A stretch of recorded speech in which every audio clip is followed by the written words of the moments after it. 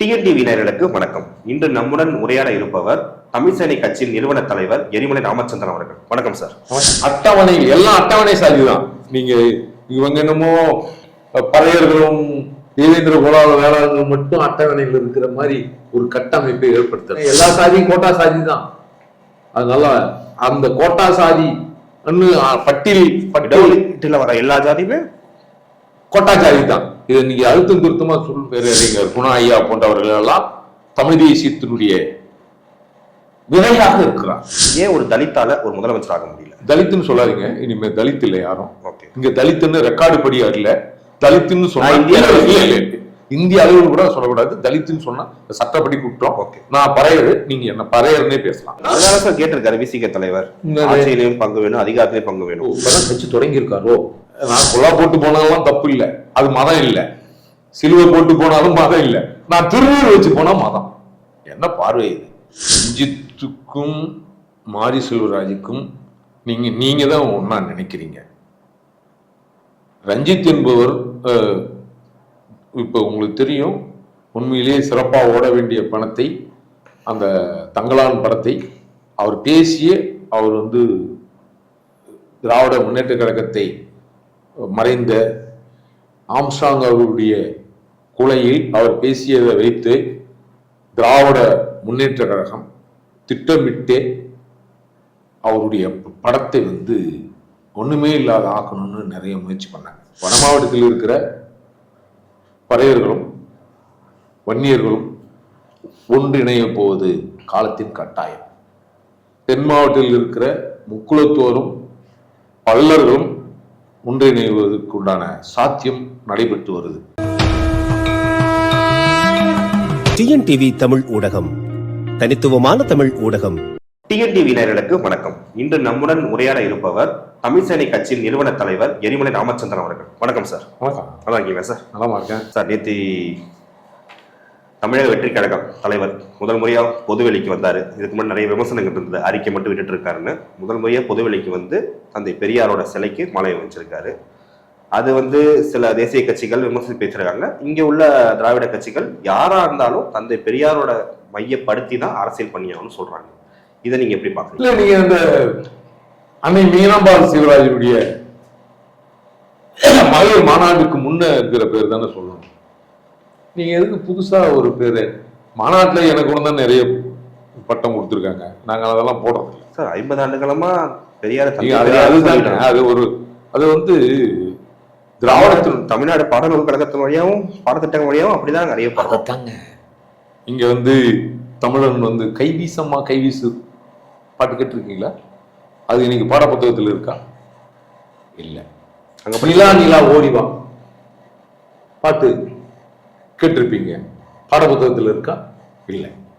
தமிழை ஒழிப்பதற்கு திட்டமிட்டே இந்த அரசு இப்படிப்பட்ட குழந்தைகளை அறிவுபூர்வமா வளர்க்கிற அந்த பாடல்களை அத்தனையும் நீக்கிட்டு இவரை வச்சுட்டா என்ன நடக்கும் சார்? அப்ப படிச்ச சிலபஸ் ஒரு பாடல் நீங்க தமிழை ஒழிக்க போறீங்க. ஆமாங்க, அது வழி வழியா இருக்குங்க. நீங்க திருக்குறள் ஒரு ஒரு பள்ளியில பேசுறது தவறுன்னு சொல்ற காலகட்டத்தில் நம்ம யார் அப்படிலாம் ஒண்ணும் இல்லையா சார்? நீங்க வேறங்க. திருக்குறள் முதல்வர் படிச்சா இந்த அரசாங்கமே நடந்துகிட்டு இருக்கு. அதெல்லாம் அப்போ இப்பெல்லாம் கிடையாது. பேருந்துக்குள்ள திருக்குறள் எங்க இருந்தா திருக்குறள் தான் அப்போ இல்ல. இங்க வாங்க சரிங்களா. இன்றைக்கு இவர்கள் என்ன செய்யறாங்க அப்படின்னா, திராவிட மாடல் அரசு என்பது அட்டவணை எல்லாம் அட்டவணை சாதிதான். நீங்க இவங்க என்னமோ பறையர்களும் தேவேந்திர குலால வேளாண்கள் மட்டும் அட்டவணைகள் இருக்கிற மாதிரி ஒரு கட்டமைப்பை ஏற்படுத்துறது. மற்ற முதலியாரு வன்னியாரு கோணாரெல்லாம் அட்டவணையிலே இல்லாத மாதிரி பேசுறது. நீங்க கோட்டா ஜாதினா எல்லா சாதியும் கோட்டா சாதி தான். அதனால அந்த கோட்டா சாதி பட்டியலில் வர எல்லா ஜாதியுமே கோட்டா ஜாதி தான். இதை நீங்க அழுத்தம் திருத்தமா சொல்லணும், கோட்டா ஜாதி தான். ஆனா ஒரு சிலர் என்ன பேசுறாங்கன்னா, நீங்க கோட்டா ஜாதி தானே அப்படின்னு கவலைப்படுத்துறாங்களே, அவங்களுக்கும் கோட்டா இருக்குன்னு தெரிய மாட்டேங்குது. இப்ப உயர் வகுப்பினருக்கும் இல்ல, அது அவங்களுக்கும் வந்துருச்சு இல்ல, அது அவங்களுக்கும் கோட்டா இருக்குன்னு தெரியல. தெரியாதவே சிலர் நீங்க அது நடக்குதா அப்படின்னா அவங்க கோட்டா ஜாதியா இருப்பாங்க. உங்களுக்கும் இருக்கு அப்படின்னு புரியாத நிலையில்தான், இந்த சூழலில் தான் நாம் இன்றைக்கு தமிழகத்தில் வாழ்ந்து கொண்டிருக்கோம். என்னன்னா, முழுக்க முழுக்க இவர்கள் சொல்கின்ற அத்தனை எந்த திட்டமும் தமிழ்நாட்டுக்கு பயன்படவில்லை. இவர்கள் போலியான அறிவிப்புகளை மட்டும் செய்து கொண்டிருக்கிறார்கள். இந்த அரசு கிட்டத்தட்ட 3 ஆண்டுகள் நெருங்கிட்டு இருக்கு. அறிவிப்புகளை பார்த்த அளவுக்கு இந்த திட்டம் இது நடந்து விட்டதா அப்படின்னு ஒரு கேள்வி வச்சுன்னா இல்ல. சார், சொன்னதை செய்வோம், சொல்லாததையும் செய்வோம், அதை நோக்கி தான் சார் போயிட்டு இருக்காங்க. அது ஊழலா இருக்கும். அப்படிலாம் சொல்லிட முடியாது. பண்ணிட்டு தானே இருக்காங்க. அவர் பொன்முடியே சொல்லியிருக்காரு, நானும் அப்படி இப்படின்னு செஞ்சு இருப்பேன்னு சொன்னாருங்க. அது நீங்க பாக்கலையா? அப்பெல்லாம் என்னன்னா ஊழல். சொன்னதையும் செய்வோம், சொல்லாததையும் செய்வோம் அப்படின்னா மக்களுக்கு நன்மை செய்வதுன்னு நீங்க கணக்கு போட்டு வச்சிருக்கீங்க. அது இல்ல, மக்களை வஞ்சித்து அந்த வஞ்சித்ததனால் ஏற்படுகின்ற பலனை பெறுவது திராவிடமான. சரி சார், இப்படி திராவிடத்தையும் திராவிட கொள்கையும் இப்படி எதுக்குறீங்க? தமிழ் தேசிய கொள்கை தான் நீங்க ஏற்றுக்கிட்டாகணும். நீங்க ஜாதி மத வித்தியாசங்கள் இல்லாம தமிழரா ஒன்றிணைஞ்சு ஒரு ஆட்சியை உருவாக்குங்க, ஒரு கொள்கையை உருவாக்குங்க. இல்ல, அது வேலையில் நடக்கும். இப்போ நீங்க இப்பதான் விதைத்து விட்டார். பேரறிஞர் குணா ஐயா போன்றவர்கள் எல்லாம் தமிழ் தேசியத்தினுடைய விதையாக இருக்கிறார். அவர் போட்ட விதைதான் திராவிடத்தால் விழுந்தோம் என்கின்ற அற்புதமான விதை இன்றைக்கு தமிழர் இளைஞர்கள் மத்தியில் முளைத்துக் கொண்டிருக்கிறது. இந்த முளைத்தல் என்பது எதிர்காலத்தில் திராவிடம் பேசுபவர்களுக்கு அது எதிர்வினை தரும், கண்டிப்பாக தரும். அது நீங்க எழுதி வச்சுக்கீங்க. இன்றைக்கு அந்த விதை, திராவிடத்தால் விழுந்தோம் என்ற விதை விருட்சமாக வளர்ந்து விட்டால் அங்கிருந்து இங்கிருந்து வந்தவங்கலாம் அவங்கவுங்க வேலையை அவங்க பார்க்கணும். சார், சமூக நீதியும் ஒடுக்கப்பட்ட மக்களுக்கும் இவ்வளவு பேசுற தமிழ்நாட்டுல கிட்டத்தட்ட 60 வருடமாக ஏன் ஒரு தலித்தால ஒரு முதலமைச்சர் ஆக முடியல? தலித்துன்னு சொல்லாதீங்க, இனிமே தலித் இல்லை யாரும். இங்க தலித்துன்னு ரெக்கார்டு படி இல்ல, தலித்துன்னு சொன்னா இந்திய அளவில் கூட சொல்லக்கூடாது. தலித்துன்னு சொன்னா சட்டப்படி குற்றம். நான் பறையரு, நீங்க என்ன பறையர்னே பேசலாம். அது இல்ல, புரியுதுங்களா? பறையரை பறையரா பேசுங்க. தலித் தடை செய்யப்பட்ட வார்த்தை கோர்ட்ல இருக்கு, ஆணை இருக்கு. அது இவங்க தேசிய தலைவர்னு ஆகணும்னு நினைக்கிறாங்கல்ல, அப்ப அவங்களுக்கு ஒரு சொல்லாடல் தேவைப்படுது. அவன் இங்க பிஏ கலந்தா கூட அங்க வடக்குல இருக்கிறவங்க ஒரு பையன் கேட்க மாட்டான், ஒரு ஆள் கண்டிக்கிறது இல்லை. புரியுதுங்களா? சாராயம் குடிச்சு செத்த, கலாச்சாரம் குடிச்சு செத்த மரணங்களுக்கு எத்தனை தலித் தலைவர், வட இந்திய தலைவர்கள் கண்டனம் தெரிவிச்சிருக்காங்க. சும்மா எப்படி திராவிடமோ எப்படி ஆரியமோ அப்படியே தலித்தியம்.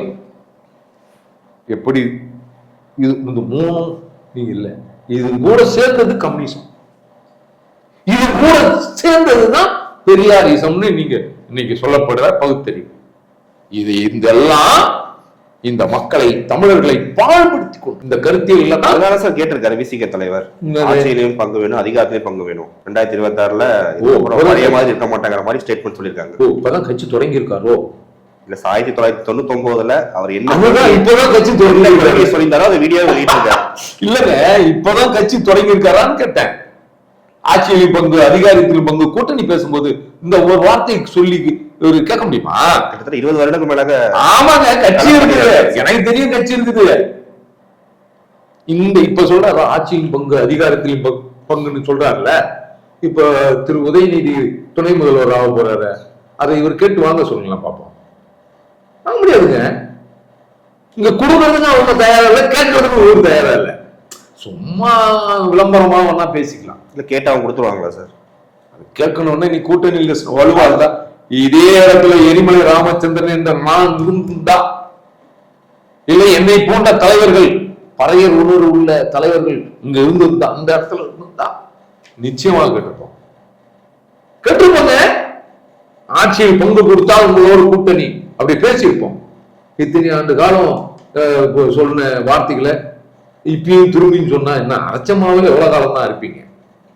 அது சும்மாங்க. இதெல்லாம் அதிகாரத்துல பங்கு அப்படியே பறையர்களை உசுப்பேத்தி அவர் பக்கம் இழுத்துக்கிறாரா? இல்லை சார், மது விலக்குங்கிற ஒரு ஒற்றை கொள்கை எடுத்திருக்காருல்ல, கூட்டணியில இதெல்லாம் இருந்துகிட்டு யாரும் விமர்சிக்கலன்னு சொன்னீங்க. இப்ப விமர்சிச்சுட்டு கூட்டணியில இருந்துகிட்டு ஒரு போராட்டத்தை பண்றப்ப இப்ப விமர்சிக்கலாம் என்ன சார் பண்றது? ஏங்க எனக்கு உண்மையிலேயே சிரிப்பு வருது. என்னன்னா சார், ஜாதி மதத்தை விட மோசமான ஒழிக்கப்பட வேண்டியது மது. அப்படியா? ஆமா சார். இத்தனை வருஷம் கூட்டணியில் இல்லையா இவரு? இப்பதான் கூட்டணியில் இருக்காரா? ஓ, இப்பதான் தூங்கி இருந்தாரா? என்னங்க இது? கொள்கை மது ஒழிப்பு தொடக்க கால கொள்கையில் இருந்திருந்தா ஆட்சியிலும் பங்கு அதிகாரத்திலும் பங்கு என்ற கொள்கையும் நீர்த்து போகாமல் இருந்திருந்தால், மது ஒழிப்பு எங்கள் கட்சியினுடைய கொள்கைன்னு இருந்திருந்தா, மதுக்கடை திறக்கும் போதே நீங்க என்ன செஞ்சிருக்கணும்? மதுக்கடை டாஸ்மால் அப்படின்னு ஒண்ணு கதை இருக்க, என்ன செஞ்சிருக்கணும்? நீங்கள் மதுக்கடையை திறந்து வைத்திருக்கிறீர்கள், அதனால் நாங்கள் கூட்டணி விட்டு வெளியேறுகிறோம் சொல்லியிருக்கணுமா?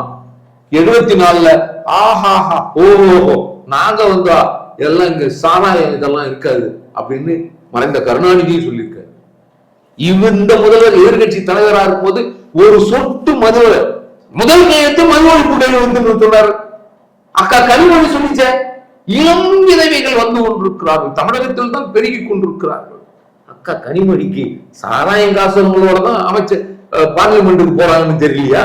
மதுக்கடை வைத்திருக்கிற தொழிலதிபர்களோடு ஜெகத்ரட்சகன் சும்மா டிஆர் பாலா மதுக்கடை இல்லையா இருக்கு? சொல்லலாமே அக்கா ஒரு வார்த்தை. அக்கா என்ன சொல்லலாம்? ஐயா ஏங்க நீங்க அப்பவே வந்து படிப்படியா குறைக்கிறேன்னு சொன்னீங்க, ஏன் மதுவை காசுறீங்க? மது ஆலயம் மூடுவோமா அப்படின்னு பேசுங்களா பாப்போம்.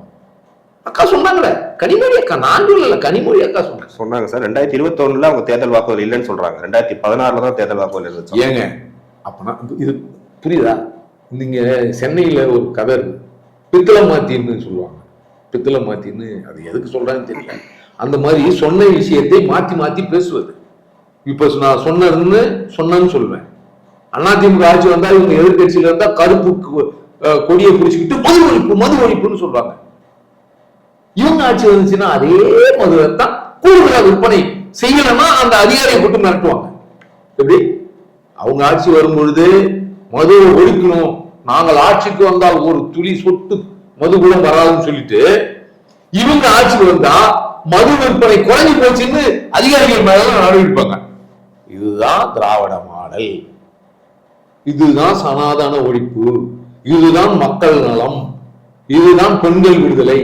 இன்றைக்கு எத்தனை பெண்கள் இன்றைக்கு அனாதைகளாக மாறிக்கொண்டிருக்கிறார். ஒரு குடும்பம் ஒரு பொண்ணு கை குழந்தை வச்சுட்டு இருக்குது. அன்னைக்கு காணொலியில பார்க்கிறேன், பிச்சை எடுக்குதுங்க. காரணம் என் கணவர் வந்து நோய்வாய்ப்பட்டார். எப்படி நோய்வாய்ப்பட்டார்? மது குடித்தால் கல்லீரல் பாதிக்கப்பட்டுச்சு. அரசு மருத்துவமனையில் போனால் அந்த கல்லீரலை எடுத்தால் தான் நீ உயிர் வாழ்வுன்னு சொன்னாங்க. இல்ல, பார்ப்பதற்கு சொந்தம் பந்தம் உற்றார் உறவு யாருமே இல்லை. ரோட்ல நின்று பிச்சை எடுக்கிற நிலை இந்த மண்ணில் அதிகம். இன்றைக்கு யாசகம் பெறுபவர்கள் அதிகமாக இருக்கிறார். யாசகம் பெறுதல் என்பது அவல இன்னும் தமிழர்களுடைய மரபில் இருக்கு. யாசகம் எடுக்கக்கூடாது தெரியுமா? தமிழர் பண்பாடு. இந்த ஆட்சியில் இலவசம் சொல்லி அதைத்தரேன் இதைத்தரேன் ஓட்டு போடு, காசு தர ஓட்டு போடு. அப்பனா யாசகம் பெறுபவர்களை இந்த தமிழ்நாடு முழுக்க பெருகி வைத்தது யாரு? இந்த சனாதன ஒழிப்பு பகுத்தறிவுன்னு பேசுறாங்களே இவர்கள் ஆட்சியில் மேலோங்கி இருக்கு. இன்றைக்கு பள்ளிக்கூடத்துல போய் பாருங்க, மாணவர்கள் கட்டை எடுத்து அடிச்சுக்கிறாங்க குடிபோதை. அங்க கஞ்சா தாராளமாக கிடைக்குது, ஊசி கிடைக்குது, போதை ஊசி கிடைக்குது, மாத்திரை கிடைக்குது, விதவிதமான போதைப் பொருள்கள் கிடைக்குது. இந்த மண்ணில் எந்த மண்ணில் அறம் சார்ந்து வாழ்ந்த இந்த தமிழர்கள் வாழ்ந்தார்களோ அந்த தமிழ் மண்ணில் இன்றைக்கு நாசமாக மதுவுக்கு அடிமையாகி போதையிலே சொல்ல வேண்டிய அவல நிலையில் இந்த திராவிட மாடல் உருவாக்கி வச்சிருக்கு. புரியுதுங்களா? அதனால் இந்த ஆட்சி அகற்றப்பட வேண்டும். எந்த ஆட்சி தமிழினத்துக்கு துரோகம் செய்கிறதோ அந்த ஆட்சியை நிச்சயமாக நம்ம 26 எல்லா தமிழர்களும் விழிப்போடு இருந்து இவர்கள் வந்தால் உள்ள ஒற்றுமையா இருக்கிற சமுதாயங்களை பிரித்தாள்வதும் யாரும் வளமோடு வாழக்கூடாது என்ற மனநிலையில் இந்த அரசு திட்ட திட்டமிட்டு தமிழர்களுடைய எல்லா சாதி தமிழர்களையும் இது வீழ்த்தி கொண்டிருக்கு. சாதி சண்டை வருமானம் பார்த்துட்டு அதில் ஒரு மனிதன் இன்னொரு மனிதன் சாதி சண்டையால் உயிர் நீக்கும் போது அதுக்கு ஒரு பக்கமும் ரெண்டு பக்கமும் மாறி மாறி செஞ்சு மனித இனத்தை இவர்கள் கூறு போட்டுக் கொண்டிருக்கிறார். நடக்கு. பள்ளிக்கூடம் எங்கேயாவது கேள்விப்பட்டிருக்கீங்களா? பள்ளிக்கூட மாணவன் அடித்து குத்திக்கிட்டு வெட்டிக்கிட்டு கிடக்கிறத பார்த்திருக்கீங்களா? அன்றைக்கு ஆசிரியர்கள் பார்த்தா அச்சப்படுவாங்க. மாதா பிதா குரு தெய்வம் வாழ்ந்த இந்த சமூகம் இன்றைக்கு மாதாவையும் பார்க்கறது இல்ல, பிதாவையும் பார்க்கறது இல்ல, தந்தையும் பார்க்கறது இல்ல, தாயும் பார்க்கறது இல்ல, ஆசிரியரையும் பார்க்கறது இல்ல, தப்பா பார்க்கிற நிலை இருக்கு.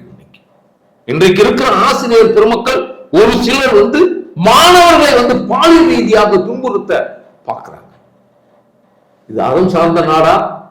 இந்த மாநிலம் வாழ தமிழ் மனிதர்கள் வாழ தகுதியான மாநிலமா என்று கேட்டீங்கன்னா நான் அடிச்சு சொல்வேன், இது மனிதர்கள் நலமோடு அறம் சார்ந்து வாழ்வதற்கு இந்த மாநிலம் தன்னை இழந்து விட்டது தான். அதெல்லாம் பெரிய வார்த்தை. அதாவது நீங்க ஒரு சில இடத்துல நடக்கிறது டோட்டலா தமிழ்நாடு ஃபுல்லா நடக்கிற மாதிரி சொல்லக்கூடாது. இன்னும் தமிழ்நாடு ஒரு அண்ணன் தம்பிகளாவும் இந்து முஸ்லீம் ஒற்றுமையாவும் சரி ஜாதி வித்தியாசம் பழகிற மாநிலம் தான். அதுல இது பெரிய நீங்க சர்ச்சையெல்லாம் கிளப்பலுங்க. நீங்க தொப்பி போட்டு போங்க, சர்ச்சுக்கு போங்க, இந்து கோயிலுக்கு வந்தா மட்டும் இவங்க மட்டும்தான் ஒரு நான் காமி கும்புறேன்னு வச்சுக்கோங்க. நான் குலா போட்டு போனாலும் தப்பு இல்லை, அது மதம் இல்லை. சிலுவை போட்டு போனாலும் மதம் இல்லை. நான் திருநூறு வச்சு போனா மதம். என்ன பார்வை இது? என்ன பார்வைன்னு கேட்கிறேன். மதங்கள் என்பது நீ மதங்களுக்கு எதிரானவர்கள் என்று சொன்னால் அத்தனை மதத்தையும் தானே நீ எதிர்க்கணும். போட்டும் போது கேட்கும் போது அங்கங்க போய் நிக்கிறீங்க, யாசங்க கேட்கிற மாதிரி நிக்கிறீங்க இல்ல? கோயில் வாசல்ல, பள்ளி வாசல்ல அது இதெல்லாம் போய் நிக்கிறீங்க இல்ல? அது எல்லா கட்சிக்காரங்களும் அதைத்தாங்க சொல்றேன். இங்க எல்லா கட்சிக்காரர்கள் இல்ல, இவர்கள் சிறுபான்மை மக்களுக்கானவர்கள் என்று ஒரு போரை நாடகத்தை நடத்தி கொண்டிருக்கிறார்கள். இந்த அரசு யாருக்கும் நல்லது செய்யல, யாருக்கும் நல்லது செய்யல. மத்திய அரசு இந்த பட்டியல் சமூகத்தில் இருக்கிற அட்டவணை சாதி மக்களுக்காக, குறிப்பாக பறையர், தேவேந்திர குல வேளாளர் இந்த பல்லர்களுக்கெல்லாம் பணம் கொடுக்குதுங்க. ஆயுத நலத்துறைக்கு மத்திய அரசு அந்த பணத்தை ஒழுங்கா செலவு பண்றதுக்கு முடியாம அந்த பள்ளிகளை இன்றைக்கு படிக்க கூடாது அப்படின்ற திட்டமிட்டு இந்த ஆதி திராவிட பள்ளிகளை எடுத்து போய் பொது கல்வித்துறையில சேர்க்க போறாங்க. இன்னைக்கு இதுக்கு முட்டு கொடுக்குறவங்க இன்னைக்கு அவங்களுக்கு தெரியாது. அவங்களுக்கு கல்யாணம் குடும்பம் அப்படி இருந்தா பிரச்சனை இல்லை, புரியுதுங்களா? நாம் தமிழர்களுடைய பண்பாடு எப்படி இருக்கும்? கூட்டு குடும்பம், அண்ணன் தம்பி மரியாதை. ஒரு பெரிய அண்ணன் வந்தான்னா சின்ன தம்பி ஏஞ்சி நிற்பான். அவர் பெரிய வீட்டுக்கு பெரியவர் வர்றாருன்னா அந்த குடும்பத்தில் இருக்கிறவங்க ஏஞ்சி நிற்பாங்க. வயசு வித்தியாசம் இல்லை, ஏஞ்சி நிற்பாங்க. எங்க அண்ணன் சொல்லிட்டாரா சரின்னு சொல்லுவாங்க. அந்த உறவு முறை இன்னைக்கு இருக்கானா? நிச்சயமா இல்லை. அப்போ தமிழருடைய கலாச்சாரம் சீரழிஞ்சு போயிருக்கு இன்றைக்கு. அப்பா பிள்ளைய திட்டான், பிள்ளைய அம்மாவும் அப்பாவும் சேர்ந்து கொள்றாங்க, புரியுதா? அப்படிப்பட்ட அவல நிலை இந்த மாநிலம் மாறி போயிருப்பதற்கு காரணம் இது திராவிட மாடல். இவர்களுடைய நிர்வாக திறன் இல்லாததினால் இப்படிப்பட்ட சிக்கல்கள் இந்த மண்ணில் நடந்திருக்கு. சார், ஒருவேளை பிசிக தலைவர் தொல் திருமாவளவன் எதிர்பார்ப்பது போல 2026 ஆட்சியிலும் அதிகாரத்திலும் பங்கு கிடைச்சா அது ஒடுக்கப்பட்ட மக்களுக்கும் சிறுபான்மை மக்களுக்கும் எந்த அளவு நன்மையை தரும்? சார், நீங்க நடக்கிற விஷயத்தை பேசுங்க சார். ஏன் சார் அவரும் கேட்க மாட்டார் சார், இங்கேயும் கொடுக்க மாட்டாங்க சார். நீங்க என்ன சார் நடக்காத விஷயத்தை? முன்னெடுப்பு நடந்துகிட்டு இருக்கு சார். எங்க முன்னெடுப்பு? அவரு அந்த காலத்துல இருந்து தான் சொல்லிட்டு ஆட்சியில் பங்கு, அதிகாரத்தில் பங்கு, அதெல்லாம் சும்மா சார். நீங்க நினைக்கிற மாதிரி எல்லாம் கிடையாது சார். அது பிஜேபியில வரவேற்றிருக்கு, மற்ற கட்சிகளும் வரவேற்றிருக்காங்க. நாம் தமிழர் கட்சி சீமானும் வரவேற்றிருக்காங்க. ஆமாங்க, ஆட்சியில் பங்கு அங்க வட இந்தியாவில் பிஜேபி ஆளுகின்ற மாநிலங்களில் பட்டியல் அட்டவணை சாதியில் இருக்கிறவர்கள் துணை முதலமைச்சராக ஆகியிருக்கு. சனாதானம் அவர் வந்தாரு, இவர் வந்தாரு, விடுதலை பெற்று கொடுத்தாருன்னு நீங்க பொய்யா சொல்றீங்களே. அவருடைய கொள்கையை வாங்கிட்டு இருக்கிறவங்க ஆட்சியில் பங்கு கொடுப்பாங்கன்னு நினைக்கிறீங்களா? அதுவும் ஜாக்கெட் போட்டாவே விளையாடுதுன்னு சொல்ற அந்த கொள்கையை பிடிச்சிட்டு வந்தவங்க பட்டியல் சமூகத்தில் இருக்கிற இவங்க வந்து அதிகாரத்துல பங்குன்னு கேட்டு ஆட்சியில் பங்கு கேட்டா கொடுத்துருவாங்களா? இவரும் கேட்க முடியாது, அவங்களும் கொடுக்க மாட்டாங்க. அது சும்மா வெட்டி பேச்சு. சார் இப்போ திரைப்பட இயக்குநர்கள் ரஞ்சித், மாரி செல்வராஜும் இவங்கெல்லாம் இப்போ பொதுவெளியில அரசியல் தாண்டி நிறைய விஷயங்கள் பேச ஆரம்பிச்சிட்டாங்க. படத்துல உள்ள கருத்துக்களை திரையிலும் பேசுறாங்க, தரையிலும் பேசுறாங்க. ஒருவேளை இசிகே தலைவர் எல்லாம் தொழில்நுட்பம் ஓவர்டேக் பண்றாங்களோ, சில முரண்பட்ட கருத்துக்களும் வருது.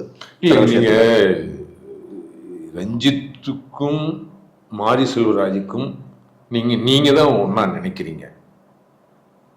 ரஞ்சித் என்பவர் இப்ப உங்களுக்கு தெரியும், உண்மையிலேயே சிறப்பா ஓட வேண்டிய பணத்தை, அந்த தங்களான் படத்தை அவர் பேசிய அவர் வந்து திராவிட முன்னேற்ற கழகத்தை மறைந்த ஆம்ஸ்ட்ராங் அவருடைய கொலையில் அவர் பேசியதை வைத்து திராவிட முன்னேற்ற கழகம் திட்டமிட்டு அவருடைய படத்தை வந்து ஒண்ணுமே இல்லாத ஆக்கணும்னு நிறைய முயற்சி பண்ணாங்க.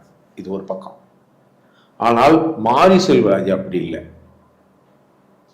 ரஞ்சித் என்பவர் இயக்குனர் தன் மனதில் பட்டதை வெளிப்படையாக திரைப்படத்திலேயும் ஆகட்டும், அரசு மேடைகளில் ஆகட்டும் வெளிப்படையா பேசக்கூடியவர். ஆனால் திரு மாரி செல்வராஜ் அவரோட வாழை வந்து நல்ல நல்ல வரவேற்பட்டிருக்கு பாருங்க. அது உதயநிதி நண்பரா இருக்கிற வரைக்கும் நீங்க திராவிட முன்னேற்ற கழகத்தை மாரி செல்வராஜ் ஒரு வார்த்தை எதிராக பேச சொல்லுங்களா பார்ப்போம்.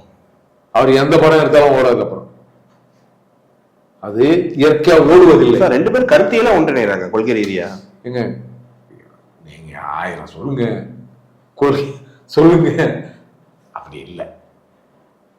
இல்லை. இவர் மட்டும் திரு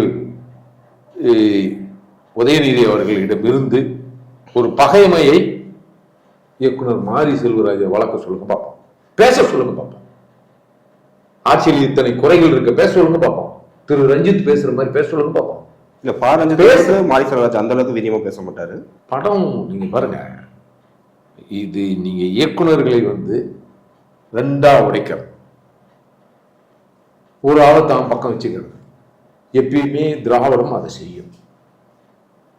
குறிப்பாக திராவிட மாடலுக்கும் திராவிட முன்னேற்ற கழகத்துக்கும் என்றைக்குமே பறையர்களை தள்ளி வைத்தே பழக்கப்படுவார்கள்.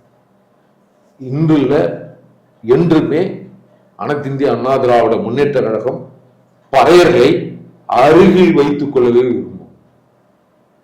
நான் மறைந்த புரட்சித் தலைவர் எம்ஜிஆர் கணக்குல சொல்றேன். அப்படி சொல்லிட்டீங்க. ஏன்னா இதுக்கு முன்னாடி நடந்த அதிமுக ஆட்சியிலையும் சத்துணவு கூடத்த வேலை பார்த்த பெண் சமைச்ச உணவை கூட சாப்பிட மாட்டோம்னு சொன்னதுக்கு அந்த பெண்ணை தான் வேலையை விட்டு தூக்குனாங்க. சரிங்களா? என்ன நடந்துட்டு இருக்குன்னு எல்லா ஆட்சியிலையும் சில முரண் இல்லைங்க. இது திட்டமிட்டு பறையர்களை வந்து ஒரு பார்வை கீழே தான் பார்க்கும்.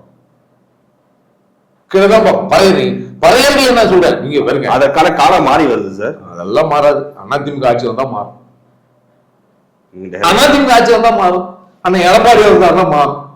அவர் தமிழர், நாடகம் சதையாடுன்ற மாதிரி அண்ணன் ஆட்சிக்கு வந்துட்டாருன்னா உண்மையிலேயே நல்லது நடக்கணும். நான் நம்புறேன். சமூக நீதியே ஒரு பேஸ்மெண்டா இருக்கிற கட்சி இது. இதை விட நீங்க அதிமுக ஆட்சி வந்து திமுக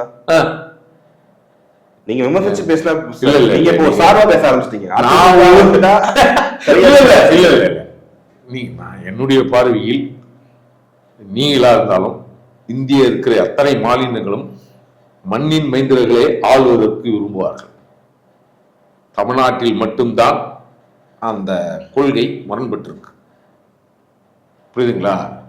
இங்க 1000 சாதி மோதல்கள் இருந்தால் கூட ஒரு தமிழன் இன்னொரு தமிழனை உண்மையிலேயே ஒருத்தவன் தப்பு பண்ணாலும் இன்னொருத்தவன் தட்டி கேட்பான். அது இயற்கை. இங்க வட மாவட்டத்தில் இருக்கிற பறையர்களும் வன்னியர்களும் ஒன்றிணைய போவது காலத்தின் கட்டாயம். தென் மாவட்டத்தில் இருக்கிற முக்குளத்தோரும் பல்லர்களும் ஒன்றிணைவதற்குண்டான சாத்தியம் நடைபெற்று வருது. அதுவும் இல்லாம உடையார், கோனார், பிள்ளைமார் போன்றவங்களெல்லாம் இன்றைக்கு தமிழ் குடிகள் இந்த திராவிடம் என்ற பெயரில் எப்படி நசுக்கப்பட்டார்கள் என்ற புரிதல் இன்றைக்கு ஏற்பட்டிருக்கிறது. அதனால் ஜாதி பெருமைக்கு இன்னொரு தமிழ் குடிப்பெருமை பேரறிஞர் குணாவும் அவருடைய கருத்தில்படி எதிர்காலத்தில் தமிழ் குடிகள் ஒற்றுமை இல்ல தமிழ் சாதிகள் ஒற்றுமை, சொல்லுங்க தமிழ் சாதிகள் சொல்லுங்க, தமிழ் குடிகள் சொல்லுங்க, ஒன்றுபடுவார்கள். அப்பொழுது எந்த வழியில் இருந்து வந்ததோ வடுகம் அந்த வழியில் திரும்பி போகும்ன்றத என்னுடைய கருத்து. ஓகே சார், இது வரைக்கும் நான் கேட்ட கேள்விக்கு பொறுமையாக பதிலளித்தவங்களுக்கு மிக்க நன்றி சார். டிஎன்டிவி தமிழ் ஊடகம், தனித்துவமான தமிழ் ஊடகம்.